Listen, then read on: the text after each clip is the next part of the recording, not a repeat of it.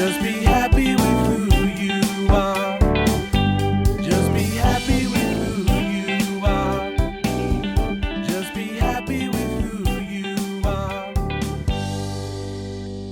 Hi, and now we're into part 2 on schizophrenia syndrome, and we're going to focus mostly on looking at the theoretical perspective and look at some of the treatment factors. So we're going to begin with theoretical perspective. The psychodynamic perspective, in the more traditional psychodynamic model, schizophrenia represents a regression to the psychological state corresponding to early infancy, in which the proddings of the id produce bizarre and socially deviant behavior and gives rise to hallucinations and delusions.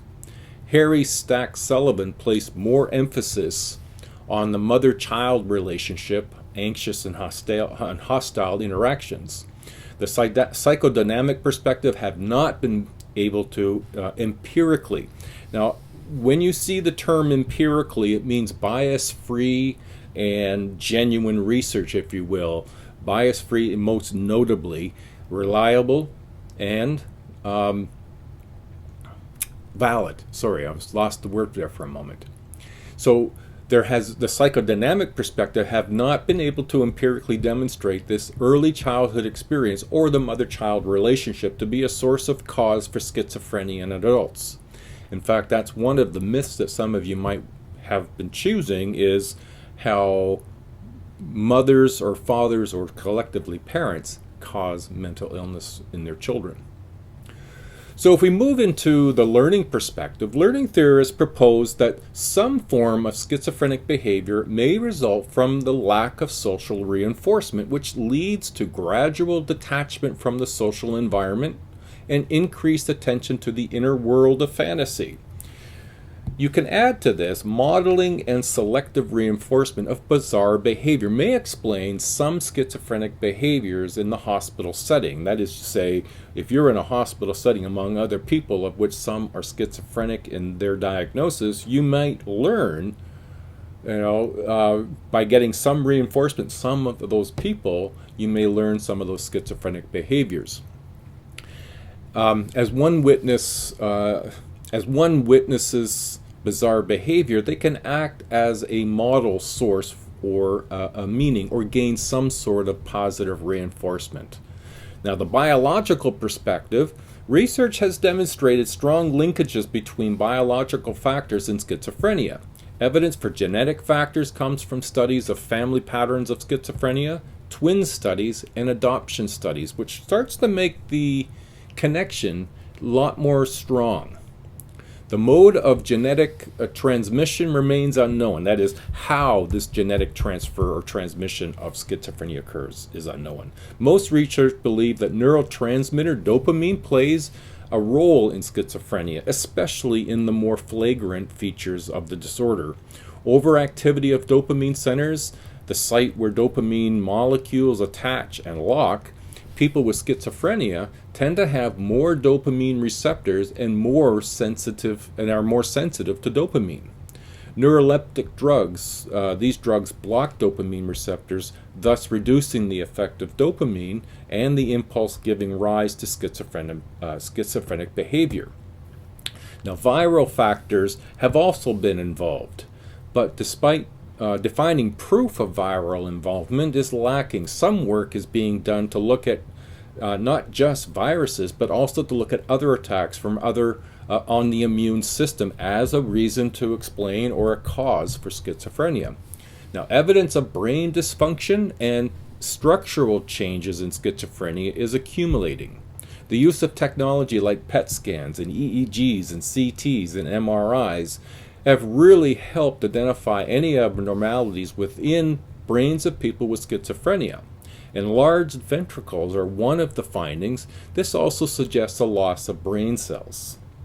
The hippocampus and the amygdala, these are two structures of the limbic system, the system that regulates emotions and higher functions. As is often the case with psychological disorders, there are few clear answers or explanations for them, but researchers are certain about causal pathways. There's often an interdisciplinary explanation or a shared of perspective to get at some of the root causes and ways to help people with schizophrenia. Now, you might remember the interactionalist model, the Diathesis stress model. Diathesis stress model posits that schizophrenia results from an interaction of genetic predisposition, that's the diathesis, and the environmental stressors like family conflict, child abuse, emotional deprivation, loss of supportive figures, and early brain trauma as being the vulnerabilities. Now, there are family theories. The family factors such as communication deviance and expressed emotions. They may act as a source of stress that increase the risk of development or reoccurrence of schizophrenia among people with genetic predispositions. In the 1950s, the double-blind communication theory, whatever the child does is wrong, were considered the disturbing communication within families. In particular, the studies looking at communication deviance and expressed emotions. So there is an element that communication can have a role. Now, we've mentioned communication deviance. Now, this involves a parent's vague, unclear, or disruptive and fragmented communication with their children, and where the parent does not really focus on what the children are saying.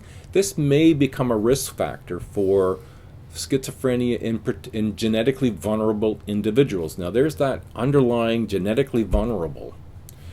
Expressed emotions is another measure for disturbed family communication. Now, here the family is not supportive of the person with schizophrenia. Instead, they are hostile, critical, and unsupportive.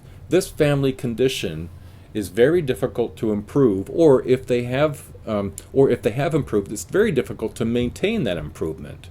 There appears to be some cultural variables that expressed emotion is affected by. So we've looked at somewhat the theoretical perspective, and you probably can see there's not a lot of definitive answers, and there aren't. But biological seems to have a strong potential, but alongside other things. So when we look at treatment, well, clearly at this point there's no cure for schizophrenia.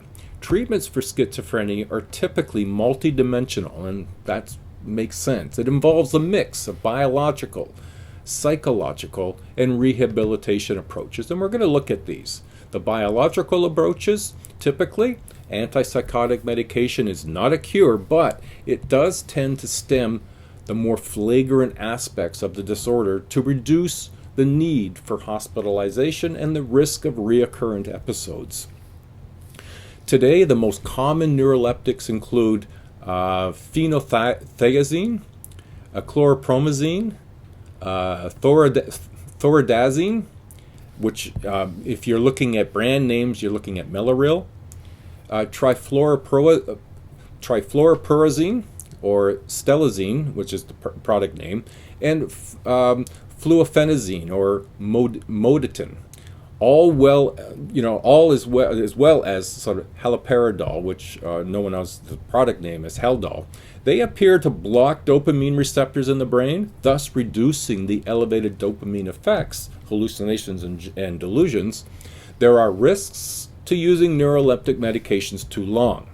One of the most primary risks was known as tardive dyskinesia. Now, it's a major risk to extend the use of neuroleptics. Tardive dyskinesia is an involuntary movements of body parts, eye blinking, facial tics, lip smacking. These would be involuntary, and they are repetitive and can resemble Tourette's syndrome.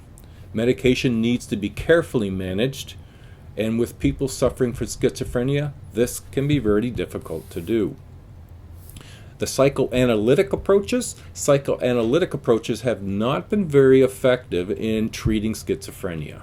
So there's not a lot we can offer in psychoanalytic approach. Learning-based approach, they look at treatments that include token economy systems, where By virtue of what you do behaviorally, you can earn reinforcements, tokens, that can be cashed in for larger reinforcement schedules. So it enables them to sort of learn behaviors through learning, and it seems to have some effect. There's been some computer-based token economy systems that have worked really well. Cognitive behavioral interventions with social skills training have achieved some success in increasing adaptive behavior among people with schizophrenia. The token economies systems have shown some early promise. They use tokens and earning of tokens based on the demonstrated pro-social behaviors and have been successful in the development of better social functioning and reduced psychotic behavior. The cognitive behavior therapy with social skills training can include teaching individuals to manage stress better and show how they can manage their symptoms. Now, this has been where we've seen some hope demonstrated with these techniques. Now, the psychosocial rehabilitation, these approaches help people with schizophrenia adapt more successfully to the occupational and social roles in the community.